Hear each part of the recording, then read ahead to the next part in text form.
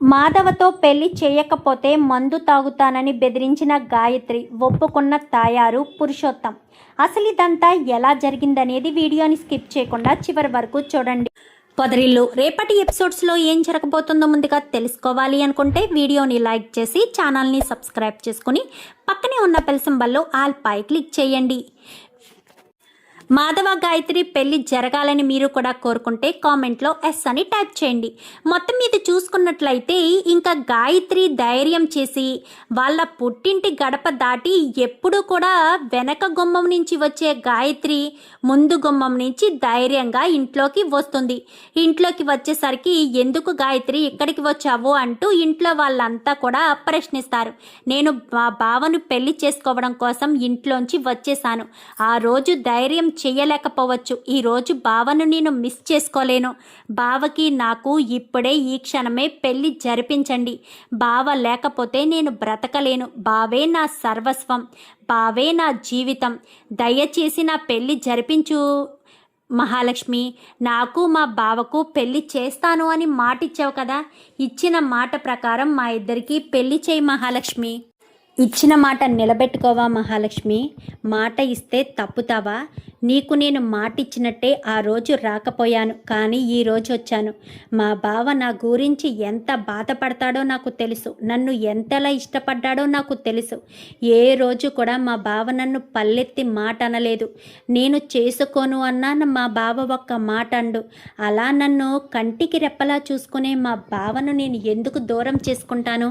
మా బావ లేకపోతే నేను బ్రతికున్న శవంలా ఉండాల్సిందే. ఏమో, చనిపోయినా చనిపోవచ్చు. మా బావ లేని జీవితం నాకు అవసరం లేదు మహాలక్ష్మి. దయచేసి చిన్నదానివైనా చేతులు జోడించి అడుగుతున్నాను. నాకు మా బావకు పెళ్లి చేయి మహాలక్ష్మి అనేసరికి అయ్యో గాయత్రి, పెద్ది గాయత్రి ధైర్యం చేసి వచ్చింది కదా, పెళ్లి చేసుకో పెద్ది. నువ్వు వెళ్ళి మొన్నటి గుడి దగ్గరికి వేసుకున్న డ్రెస్ వేసుకుని ఆ మంగళసూత్రం తీసుకుని రా పెద్ది, ప్లీజ్ పెద్ది అనగానే వెళ్ళరా. నా మేనకోడలు ధైర్యం చేసి వచ్చింది కదా, వెళ్ళి నా మేనకోడల్ని పెళ్లి చేసుకోరా. ఈ అవకాశం మళ్ళీ మళ్ళీ రాదు. తెల్లారితే దాని పెళ్ళి. అది ఇంకా నీకు తెల్లారితే అదెవరో నువ్వెవరో అయిపోతావు. అది నీకు ఏమీ కానిదైపోతుంది. పరాయివాడి పెళ్ళం అయిపోతుంది. వెళ్ళరా వెళ్ళు అంటూ మాట్లాడేసరికి వెళ్ళన్నయ్య, వెళ్ళి బట్టలు మార్చుకురా అన్నయ్య. గాయత్రి వచ్చింది కదా, గాయత్రిని చేసుకోవాలని నువ్వు ఆశపడ్డావు కదా. గాయత్రి లేకపోతే నీకు ఎంతో బాధ అనిపించింది కదన్నయ్య. మరి ఇంకా ఎందుకు ఆలోచిస్తున్నావు? వెళ్ళన్నయ్య, గాయత్రిని పెళ్లి చేసుకో అన్నయ్య, వెళ్ళన్నయ్య అంటూ బ్రతిమాలడంతో సరే అని చెప్పి ఇంకా కేశవ ధైర్యం చేసి మాధవ్ని లోపలికి తీసుకువెళ్ళి ఇంకా మాధవ్ని రెడీ చేసి పెళ్లి కొడుకుగా రెడీ చేసి బయటికి తీసుకొస్తాడు. వెంటనే మొన్నటి బాసికాలు మంగళసూత్రాలు గబగబా తీసుకొస్తుంది మహాలక్ష్మి. తీసుకొచ్చి ఇద్దరికి బాసికాలు కట్టి తాళి కట్టండి అని చెప్పి తాళిని చేతులకిచ్చి ఇదే పెళ్లి పందిరి అనుకోండి, ఇదే పెళ్లి వేదిక అనుకోండి అంటూ తాళి కట్టమనగానే ఈ లోపు ఇద్దరు వచ్చేస్తారు. ఇద్దరు వచ్చేసేసరికి ఈ పెళ్లి జరగడానికి వీల్లేదు. అయినా ఎవరి పెళ్లి ఎవరు జరిపిస్తారే? నా కూతురు పెళ్లి నువ్వెవత్తవే జరిపించడానికి అంటూ ఇంకా మంగళసూత్రాలు లాక్కోవడానికి ప్రయత్నించడంతో వెంటనే మహాలక్ష్మి గట్టిగా పట్టుకుంటుంది. ఒక అడుగు వేస్తే మంగళసూత్రాలు అందుతాయి అనుకునేసరికి నడుం పట్టేసుకుంటుంది. నడుం పట్టేసుకోవడంతో ఏయ్ వదలవే అనగానే వదిలిపెట్టను. పెద్దికి గాయత్రికి పెళ్లి జరిగి తీరాలి. వాళ్ళిద్దరినీ పెళ్లి చేసుకోకుండా ఎవరు ఆపలేరు. రే చూస్తారేంట్రా పట్టుకోండి అనేసరికి రే అంటుందేంటి అనుకుంటూ అలా ఉండి తర్వాత ఆలోచించరు కానీ వెళ్ళి ఆయన్ని పట్టుకోండి అనగానే ఇంకా కన్నా కేశవ చక్రి ముగ్గురు కూడా వెళ్ళి పురుషోత్తాన్ని పట్టుకుంటారు. పెద్ది నువ్వు తాళి కట్టు అనగానే వద్దు మహాలక్ష్మి, మా అత్తయ్యకి మామయ్యకి ఇష్టం లేదు అనగానే ఏంటి పెద్ది నువ్వు అలా మాట్లాడతావేంటి? ఏంటి బావా, ఇప్పుడు మీ అత్తయ్య మామయ్య మనస్ఫూర్తిగా ఒప్పుకుంటేనే నువ్వు నా మెడలో తాళి కడతావు అంతే కదా? సరే ఒక్క నిమిషం మహాలక్ష్మి, వదిలేసే మా అమ్మని. రే కన్నా వదిలేసే మా నాన్నని. ఏంటి ఇప్పుడు నన్ను ఇక్కడి నుంచి తీసుకువెళ్ళిపోయి ఆ వెధవకిచ్చి పెళ్లి చేసేద్దాం అనుకుంటున్నారు? పెళ్లి చేసేస్తే నేను సంతోషంగా ఉంటాననుకుంటున్నారా? వాడితో కాపురం చేస్తాననుకుంటున్నారా? వాడిని పెళ్లి చేసుకున్న మరుక్షణం చనిపోతాను. అది అప్పుడు ఒకవేళ నన్ను బలవంతంగా తీసుకువెళ్తే. అందుకే మీకు ఆ శ్రమ లేకుండా పెళ్ళికి భోజనాలు వండే ఖర్చు కూడా లేకుండా ఇప్పుడే నా దినానికి భోజనాలు వండేసుకోండి అని తను నడుం దగ్గర ఒక మందు బాటిల్ తెచ్చుకుంటుంది. ఆ మందు బాటిల్ కాస్త తీసి, ఇప్పుడు గనక బావతో నా పెళ్ళి జరగలేదనుకో, ఇప్పటికిప్పుడే ఇంతమంది నన్ను ఆపుతున్నా ఆగకుండా ఈ మందు తాగి నేను నా ప్రాణాలు వదిలేస్తాను. అప్పుడు మీరు నా శవాన్ని తీసుకెళ్ళి ఏ ఎదవకి కావాలితే ఆ ఎదవకిచ్చి పెళ్లి చేసుకోండాను. కానీ అమ్మ గాయత్రి అలా అంటావేంటమ్మా అనగానే, నీకు నా మనసుతో సంబంధం లేదు కదమ్మా. నేను ఎంత బాధపడినా, నేను కన్నీళ్లు పెట్టుకున్నా నీకు ఎలాంటి సంబంధం లేదు.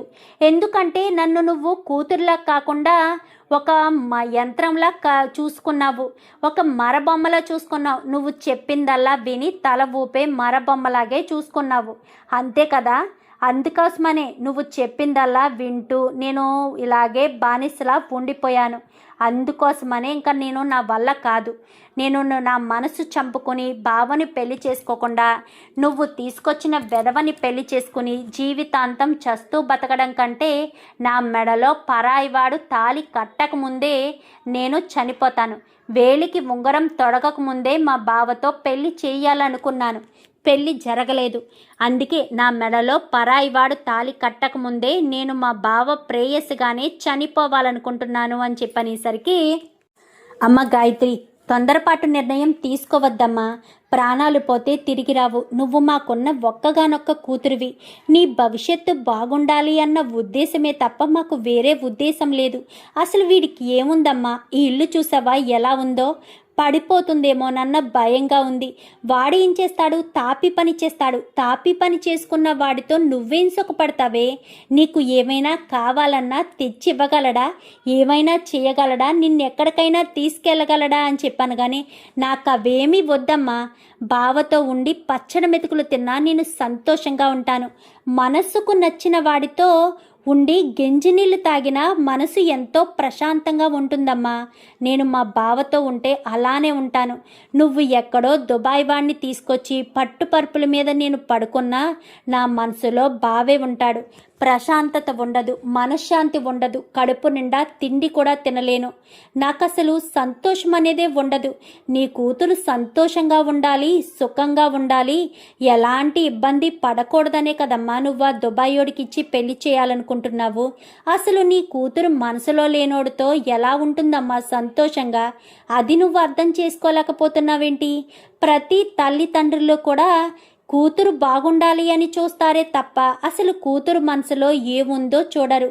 మనసుకు నచ్చాడా లేదా, తను ఎవరినైనా ఇష్టపడుతుందా లేదా అన్నది ఆలోచించరు. ఇష్టమైన వాడితో కొన్ని రోజులు బ్రతికినా ఆ మనసు ఎంతో ప్రశాంతంగా ఉంటుంది. ఇష్టం లేని వాడితో జీవితాంతం బ్రతికినా అది నరకప్రాయంగానే ఉంటుంది. అర్థం చేసుకోమ్మా. నాకు బావంటే ఇష్టం, బావ లేందే నాకు బ్రతుకు లేదు. దయచేసి అర్థం చేసుకోమ్మా. నాన్న, నీకు నేనంటే చాలా ఇష్టం కదా. నా గురించే కదా నువ్వు అమ్మని నన్ను వదిలేసి దుబాయ్ వెళ్ళి డబ్బులు సంపాదించుకొచ్చావు. మరి నీ కూతురు ఎక్కడ సంతోషంగా ఉంటుందో నీకు తెలీదా నాన్న? మీకు ఆస్తి గొడవలుంటే మా భవిష్యత్తుని ఎందుకు నాన్న నాశనం చేస్తారు? ఆస్తి ఉంటే ఏమన్నా చనిపోయేటప్పుడు తీసుకుని వెళ్ళిపోతారా? లేదు కదా. అందరూ ఒట్టి చేతులతో వెళ్లాల్సిందే. అలాంటిటప్పుడు మా భవిష్యత్తుని నాశనం చేస్తారా? మీ గొడవల్లో పడి మీ ఆస్తి గొడవలకి మా జీవితాన్ని నాశనం చేస్తారా? తప్పు కదా నాన్న. మా భవిష్యత్తుని నాశనం చేయడం తప్పే కదా. అర్థం చేసుకోండి నాన్న, మీరైనా అర్థం చేసుకోండి. లేదు, కాదు, కూడదు, నీ ఇష్టంతో నాకు సంబంధం లేదు, నేను నచ్చి ఇచ్చిన వాడినే చేసుకోవాలి అని అంటారా? సరే, నేను చచ్చిపోతాను, నా శవాన్ని తీసుకెళ్ళి వాడితో తాళి కట్టించుకోండి అని మందు బాటిల్ కాస్త బాటిల్ మూత తీసి తాగేయడానికి ప్రయత్నిస్తుంది. ఎవరైనా సరే ఒక్క అడుగు ముందుకు వేసినా మందు బాటిల్ తాగేస్తాను. ఇది చాలా పవర్ఫుల్. ఒక్క చుక్క నా నాలిక మీద పడినా వెంటనే నా ప్రాణం పోతుంది. అది గుర్తుపెట్టుకోండి. ఎవ్వరు కూడా ఒక్క అడుగు ముందుకు వేయొద్దు. బావా, ఈ జన్మకి నీకు భార్యగా నేను ఉందామనుకున్నాను. ఇది ఉండే అవకాశం లేదు. మా అమ్మ మా నాన్న కలిసి నా జీవితాన్ని నాశనం చేయడానికి సిద్ధపడిపోతున్నారు. నా జీవితం నాశనం అయిపోయినా పర్వాలేదు అని మా వాళ్ళు అనుకుంటున్నారు. దయచేసి నా జోలికి రావద్దు నాన్న. నేను రావద్దు బావా. నేను చనిపోయిన తర్వాత నువ్వు నా జ్ఞాపకాలతో బాధపడద్దు. ఒక మంచి అమ్మాయిని చూసుకుని పెళ్లి చేసుకో. నాలా పిరికిదాన్ని మాత్రం చూసి చేసుకోవద్దు అని చెప్పి మాట్లాడేసరికి అది కాదే అని చెప్పి ఇంకా చెప్పే ప్రయత్నం చేస్తున్నా కానీ వినిపించుకోకుండానే ఇంకా తాగేస్తాను అన్నట్టు అనగానే వద్దు, తాగొద్దు. నువ్వు ఇప్పుడేంటి మాధవని పెళ్లి చేసుకోవాలి అంతే కదా. మాధవని పెళ్లి చేసుకుంటే నువ్వు సంతోషంగా ఉంటావు అంతే కదా. ఏమండి, ఎందుకు పంతాలకి పోయి కూతురుని నాశనం చేసుకోవడం? ఇన్ని రోజులు అది చెప్తే వింటుంది, వాడిని పెళ్లి చేసుకుని సంతోషంగా ఉంటుంది అనుకున్నాను. కానీ ఇప్పుడు చెప్పిన దాన్ని బట్టి దానికి వాడంటే అస్సలు ఇష్టం లేదు. రేపన్న రోజున పెళ్లి చేసుకున్నా అది వాడితో కలిసి బ్రతకలేక ఏదో ఒకటి చేసుకుంటే జీవితాంతం నాకు కడుపు కోత మిగులుతుంది. పంతానికి పోయి దాని జీవితాన్ని నాశనం చేయొద్దండి. దానికి ఇష్టమైన వాడితోనే దాన్ని పెళ్లి చేసేద్దాం, వదిలేద్దామండి. దాని ఇష్టానికి వదిలేద్దాం అనగానే అది కాదు తాయారు అనగానే ప్లీజ్ అండి, అది మనకున్న ఒక్కగానొక్క కూతురు. దాని మీద ఇష్టంతోనే కదా మనం మరొకరిని కూడా కనకుండా దాని మీదే పంచప్రాణాలు పెట్టుకున్నాము. మరి అదే వాణ్ణి ఇష్టపడుతుంటే మనం ఏం చేయగలము? దాని తలరాత ఎలా ఉంటే అలాగే జరుగుతుంది. మనం కాదు అంటే వదిలేస్తుందా? వదలదు. ప్రాణాలు వదిలేస్తాను అంటుంది. వద్దు, వదిలేద్దామండి, దానికి నచ్చినట్టే చేసుకుంటుంది అనగానే అమ్మ మహాలక్ష్మి నీకు అమ్మ గాయత్రి నీకు నచ్చినట్టే మీ బావనే పెళ్లి చేసుకో, మేమేమి అభ్యంతరం చెప్పము అనగానే నిజంగానా అనగానే నిజంగానే ఒట్టు అనేసరికి వద్దు, దూరంగానే ఉండండి. అయితే బావను నా మెడలో తాళి కట్టమని చెప్పండి, నాకు అభ్యంతరం లేదు. నువ్వు నా కూతుర్ని చేసుకోవడం మా కళ్ళ ముందే తాళి కట్టమని చెప్పండి. లేదు ఇప్పుడు వెళ్ళిపోయి రేపు గుడిలో పెళ్లి చేస్తాము అని మీరంటే నేను అస్సలు రాను. నేను ఈ క్షణాన్న బావను పెళ్లి చేసుకోవాలి అంతే. లేదా నా ప్రాణాన్ని వదులుకోవాలి. అది కావాలా ఇది కావాలా చెప్పండి అనగానే ఒరే మాధవ, పెళ్లి చేసుకుంటానని చెప్పరా, ఇప్పుడే దాని మెడలో తాళి కట్టు, అప్పుడే అది నమ్ముతుంది. లేదంటే అది నమ్మదు. వెంటనే దాని మెడలో తాళి కట్టు అనగానే సరే సరే అత్తయ్య, ఇప్పుడే కడతాను అని చెప్పి ఒరే ఫోన్లో మంత్రాలు పెట్టరా అనగానే సరే సరే అని వెంటనే చక్రి ఫోన్లో మంత్రాలు పెడతాడు. మంత్రాలు పెట్టేసరికి కట్టుబావ తాళి అనగానే ఇంకొక చేత్తో మందు బాటలు పట్టుకుని ఇంకా తాళి కట్టించుకుంటుంది. వెనక నుంచి జడ ఎత్తి పట్టుకుంటుంది మహాలక్ష్మి. అక్షంతలు తీసుకొచ్చి ఆశీర్వదించండి అనగానే కన్న తల్లిదండ్రులుగా ఆశీర్వదించండి అనగానే వెళ్ళి కాళ్ళు మొక్కండి అనేసరికి ఇద్దరికీ కూడా కాళ్ళకి నమస్కారం చేసుకొని నీ ఇష్టపూర్వకంగా పెళ్లి చేసుకున్నాం, నువ్వు సంతోషంగా ఉండాలని మాకు ఇష్టం లేకపోయినా ఒప్పుకున్నాము, పిల్లా పాపలతో సుఖంగా ఉండండి అని ఇంకా మీ మావయ్య కాళ్ళు కూడా మొక్కు అనేసరికి ఇంకా నారాయణ కాళ్ళు కూడా నమస్కారం చేస్తుంది. నమస్కారం చేయడంతో చాలా సంతోషపడిపోతారు. ఇంకా వాళ్ళని ఎప్పుడైతే అక్షింతలు వేసి ఆశీర్వదిస్తారో పురుషోత్తము ఇంకా తాయారు అక్కడి నుంచి వెళ్ళిపోతారు. మొత్తానికైతే గాయత్రికి కూడా ధైర్యం ఉందని నిరూపించుకుందిరా అని చెప్పి ఇంకా నా కేశవ కన్నా అనేసరికి అవును, గాయత్రి కూడా చాలా ధైర్యవంతురాలు. ఏంటో కొంతమంది గాయత్రికి ఉన్న ధైర్యం కూడా కొంతమందికి లేకుండా పోతుందనగానే ఎవరి గురించి మాట్లాడుతున్నారు మీరు అని చెప్పి మహాలక్ష్మి అనేసరికి నేనేమీ మీ గురించి మాట్లాడట్లేదులేండి మహాలక్ష్మి గారు, మీరెందుకు అంతా ఉలిక్కి పడుతున్నారు? గుమ్మడికాయలు దొంగ ఎవరా అంటే భుజాలు తణుక్కున్నట్టుగా మీరెందుకు అంత కంగారు పడుతున్నారు? నేనేమీ మీ గురించి మాట్లాడడం లేదు, మీరేమీ నా గురించి అనుకోకండి, అర్థమవుతుందా? ఇంకా మీరు ఈ విషయాలు వదిలేసి మీరు ప్రశాంతంగా ఉండండి అని ఇంకా వాళ్ళిద్దరికీ హారతిచ్చి అందరూ కూర్చుని మాట్లాడుకుంటారు. మరుసటి రోజు ఉదయాన్నే పెళ్లి వాళ్ళు రానే వస్తారు. ఏంటి బావగారు పెళ్లి ఏర్పాట్లేమీ చేయలేదేంటి అనగానే మమ్మల్ని క్షమించండి, మా అమ్మాయి ప్రేమించిన అబ్బాయిని పెళ్లి చేసుకుంది, చనిపోతాను అంటే ఇంకా మేము తప్పక మనసొప్పకపోయినా అది ప్రేమించిన అబ్బాయికి ఇచ్చి పెళ్లి చేశాము అనగానే ఇంతకీ మీ అమ్మాయి ప్రేమించిన అబ్బాయి ఎవరు అనగానే మాధవ, ఆ రోజు మీరు ఎంగేజ్మెంట్కి తీసుకొచ్చారు కదా అతనే అనేసరికి ఒక్కసారిగా షాక్ అయిపోతారు. ఏంటి అతనా అని చెప్పనగానే అవును, మరి అతను నాకు చెప్పలేదే, మీ మరదల్ని ఇష్టపడ్డాను అని పెళ్లి చేసుకోవచ్చు కదా అని నేనంటే చిన్నప్పటి నుంచి కలిసి పెరిగాం కదా అని పెళ్లి చేసుకునే ఆలోచన లేదు అన్నాడు. అది వాడి సంస్కారం. నిజంగా అతను చాలా మంచివాడు. తనకు కాబోయే భార్య అయినా సరే, తను ఇద్దరూ ఇష్టపడ్డారైనా సరే, ఏ మాత్రం ఎక్కడా మాకు చిన్న అనుమానం కూడా రాకుండా ఆ అమ్మాయి చాలా మంచిదని, ఆడపిల్ల విషయంలో చాలా జాగ్రత్తగా చెప్పాడు. అలా గొప్పగా చెప్పే అతను ఎక్కడ దొరుకుతాడు, ఎక్కడ ఉంటాడు? అలాంటి అబ్బాయి మీ అమ్మాయికి దొరికినందుకు చాలా సంతోషంగా ఉంది.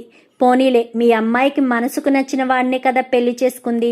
అలాంటి గొప్ప వ్యక్తిని పెళ్లి చేసుకున్నందుకు చాలా సంతోషంగా ఉందని ఇంకా అక్కడి నుంచి కాస్త నారాయణ వాళ్ళ ఇంటికి వస్తారు.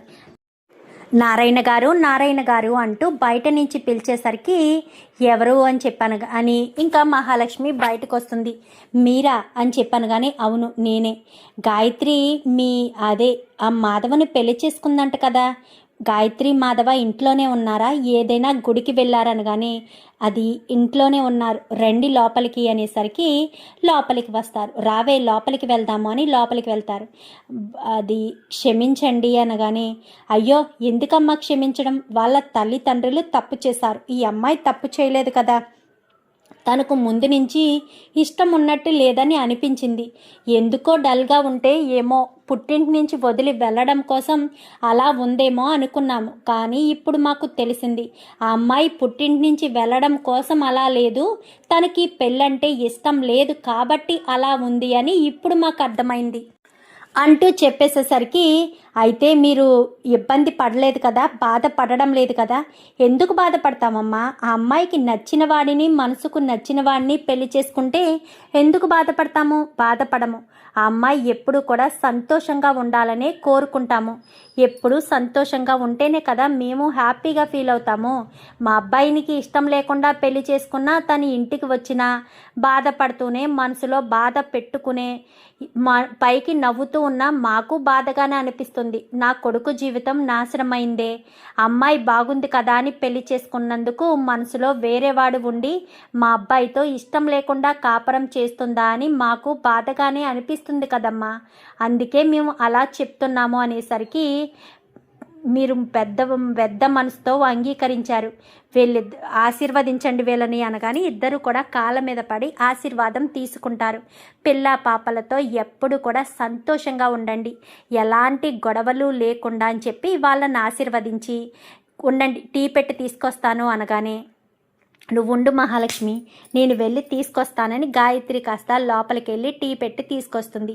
ఆ అమ్మాయి ముఖంలో ఇప్పుడు సంతోషం కనిపిస్తుంది చూసావా, ఆ అమ్మాయిని మనం చూడడానికి ఎప్పుడొచ్చినా ఆ అమ్మాయి బాధపడుతూనే ఉండేది. అవునండి, మనసులో అంత బాధ ఉన్నప్పుడు ఇష్టమైన వాడిని కాకుండా వేరే వాడిని చేసుకున్నప్పుడు ఆ మాత్రం బాధ ఉండదా ఏంటి అమ్మాయికి, అందుకే అమ్మాయి ఎంత బాధపడింది. ఇప్పుడు చూడు ఎంత సంతోషంగా ఉందో. ఆడపిల్లలు ఏ విషయాన్ని బయటికి చెప్పుకోలేరండి, తల్లిదండ్రులు అర్థం చేసుకోవాలి. అర్థం చేసుకోకుండా మూర్ఖత్వంగా ఇష్టం లేని వాడిని ఇచ్చి పెళ్లి చేస్తే తర్వాత జీవితాలు నాశనం అయిపోతాయి. ఈ అమ్మాయి ధైర్యం చేసి ఇష్టపడ్డ వాడిని పెళ్లి చేసుకుంది. చాలా సంతోషమమ్మ గాయత్రి, నువ్వు ఎప్పుడూ సంతోషంగా ఉండాలని వాళ్ళు టీ తాగేసి అక్కడి నుంచి వెళ్ళిపోతారు. వెళ్ళిపోయిన తర్వాత ఇంకా చక్రి గబగబా వస్తాడు. లేవండి రెడీ అవ్వండి అని చెప్పాను కానీ ఎక్కడికి అనగానే హనీమూన్కా ఎక్కడికి రా అని చెప్పనేసరికి అదేంటన్నయ్యా పెళ్ళయింది హనీమూన్కి వెళ్ళరా ఏంటి, మనకి దగ్గరలోనే ఏదో చల్లగా ఉండే ప్రాంతం ఉందంట, పేరు అనగానే ఏది అనేసరికి పేరు చెప్తుంది మహాలక్ష్మి. అవును అక్కడికి వెళ్ళి ఒక వారం రోజులు ఎంజాయ్ చేసి రండి, ఎంజాయ్ చేసి వస్తే హ్యాపీగా ఉంటారు అని చెప్పి అక్కడ అన్ని ఏర్పాట్లు చేసేసాము, మీ పెళ్ళికి మేము ఇస్తున్న గిఫ్ట్ ఇదే అని చెప్పి ఇంకా టిక్కెట్లు కాస్త వాళ్ళ చేతిలో పెట్టడంతో చాలా సంతోషంగా ఫీల్ అవుతారు. మరి మీరు వెళ్ళరా అని చెప్పి అడుగుతుంది. ముందు మీరు వెళ్ళిరండి, తర్వాత మేము వెళ్తాము అని చక్రి చెప్పడంతో చక్రి వంక కోపంగా చూస్తుంది మహాలక్ష్మి. లెగండి వెళ్ళి బట్టలు సర్దుకురండి అనగానే మరి వంట ఎవరు చేస్తారా అనేసరికి నేను చేస్తానులే పెద్ది అనేసరికి ఏంటి నువ్వా, నేను కొన్ని రోజులు ఉపవాసం ఉంటానురా మాధవ. నువ్వు వచ్చే వరకు నేను ఉపవాసం ఉంటాను. నేను బాగానే చేస్తాను వంట, పెద్ద దగ్గర నేర్చుకున్నాను అని చెప్పి మహాలక్ష్మి చెప్తుంది. ఇంకా అందరూ కూడా నవ్వుకుంటారు. ఒక వారం రోజులే కదా నాన్న, అడ్జస్ట్ అవ్వండి, వారం తర్వాత మేము ఎలాగా వచ్చేస్తాం కదా అంటూ ఇంకా మాధవ చెప్పేసరికి సరే అన్నయ్య తర్వాత మాట్లాడుకుందరు కానీ అక్కడ ట్రైన్ మిస్ అయిపోతుంది, వెళ్ళండి వెళ్ళండి, ట్రైన్ టికెట్స్ అన్నీ కూడా తీసుకున్నాను, వెళ్ళండి వెళ్ళండి అని చెప్పాను. కానీ ఇంకా వాళ్ళు అక్కడి నుంచి బయలుదేరిపోతారు. బయలుదేరిపోయేసరికి ఇంకా వాళ్ళని కాస్త తీసుకువెళ్ళి మొత్తం మిగిలిన వాళ్ళంతా కూడా ట్రైన్ ఎక్కించి హ్యాపీ జర్నీ అని చెప్పి అందరూ కూడా ఇంటికి వస్తారు. ఇంటికి వస్తూ మహాలక్ష్మి గారు, మనం ఈరోజు చికెన్ బిర్యానీ తీసుకుని వెళ్ళిపోదాం, ఇంక ఈ రోజుకి మీరు ఏం వంట చేస్తారు అనగానే అవును, పెళ్ళైన శుభ సందర్భంలో నాకు పార్టీ కావాలి. ఏంటి ఐస్ క్రీమ్ పార్టీనా అని చెప్పాను. కానీ వద్దులేండి, చికెన్ బిర్యానీ నేనే ఇప్పిస్తాను, మీరు ఐస్ క్రీమ్ పార్టీ ఇస్తారు, నేనే చికెన్ బిర్యానీ తీసుకొస్తాను. ఒరే మీరంతా ఇంటికి వెళ్ళిపోండ్రా అనగానే నువ్వే ఇంటికి వెళ్ళిపో అన్నయ్య, నేనే తీసుకొస్తాను అని చెప్పి ఇంకా కన్నా కేశవ ఇద్దరు బండి మీద ఆగిపోతారు. మిగిలిన వాళ్ళంతా ఇంటికి వచ్చేస్తారు.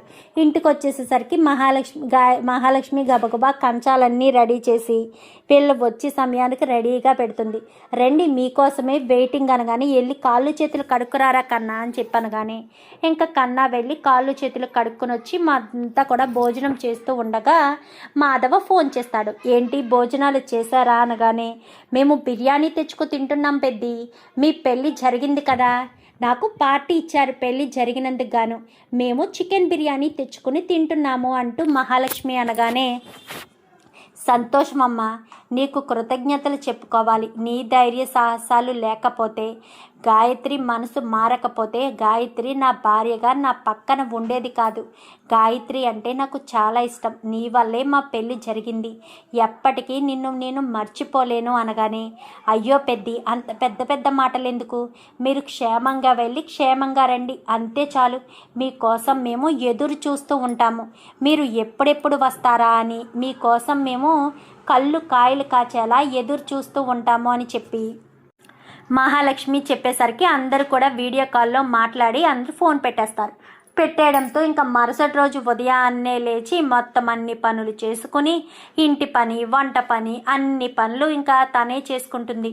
టీ పెట్టి ఇవ్వడంతో భయంగానే ముందు కొంచెం తాగేసరికి నారాయణ బాగానే నేర్చుకున్నావే టీ పెట్టడం అంటూ మాట్లాడేసరికి నేర్చుకోకపోతే ఏం చేస్తాను, నేర్చుకున్నాను అని చెప్పి మాట్లాడడంతో సంతోషం, ఇలాగే టీ పెట్టడం నేర్చుకున్నావు, వంట కూడా చేయడం నేర్చుకో, అన్నీ వచ్చు నాకు అని చెప్పి మహాలక్ష్మి మాట్లాడేసరికి అంతా కూడా చాలా సంతోషపడతారు. ఇంకా చక్రి బయటికి వెళ్ళిపోయి ఆలోచిస్తూ ఉంటాడు. ఏంట్రా చక్రి ఏం ఆలోచిస్తున్నావురా అని చెప్పి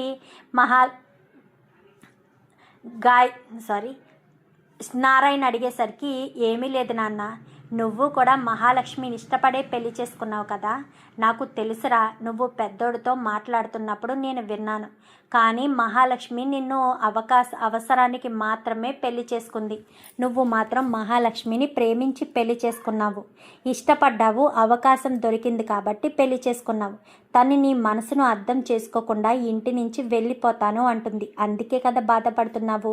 ఇప్పుడు గాయత్రి వాళ్ళు తిరిగి వచ్చాక ఎక్కడ మహాలక్ష్మి ఇంటి నుంచి వెళ్ళిపోతుందా అని నువ్వు కంగారు పడుతున్నావు, అంతే కదా అనగాని అవును నాన్న, కానీ తను ఎప్పటికీ నన్ను ఇష్టపడేటట్టు కనిపించడం లేదు, తను నన్ను ఇష్టపడుతుందని కూడా నేను అనుకోవడం లేదు, అలా ఏం కాదు, అమ్మాయి మనసు మారడానికి ఒక్క చిన్న సందర్భం చాలు, ఏదో ఒక అవకాశం ఆ భగవంతుడు నీకు ఇస్తాడు, అసలు నువ్వు తనను పెళ్లి చేసుకుందామన్న ఆలోచన నీకుందా, లేదు, కానీ నీకు పెళ్లి జరిగింది కదా, అందుకే ఇది కూడా ఖచ్చితంగా జరుగుతుంది, మీకు పెళ్ళి ఖచ్చితంగా జరుగుతుంది, నువ్వు దేని గురించి ఆలోచించొద్దు అంటూ చెప్పేసేసరికి సరే నాన్న అని ఇంకా సరే నాకు పనుంది నేను బయటికి వెళ్తాను, ఏమైనా కావాలితే చూసుకో అని చెప్పి చక్రి కాస్త బయటికి వెళ్ళిపోతాడు. మరి మహాలక్ష్మి మనసు కూడా మారి చక్రిని భర్తగా అంగీకరిస్తుందా చూద్దాం. మరి రాబోయే ఎపిసోడ్స్లో ఏం జరుగుతుందో వీడియో నచ్చితే లైక్ చేసి ఛానల్ని సబ్స్క్రైబ్ చేసుకోండి. Thank you for watching.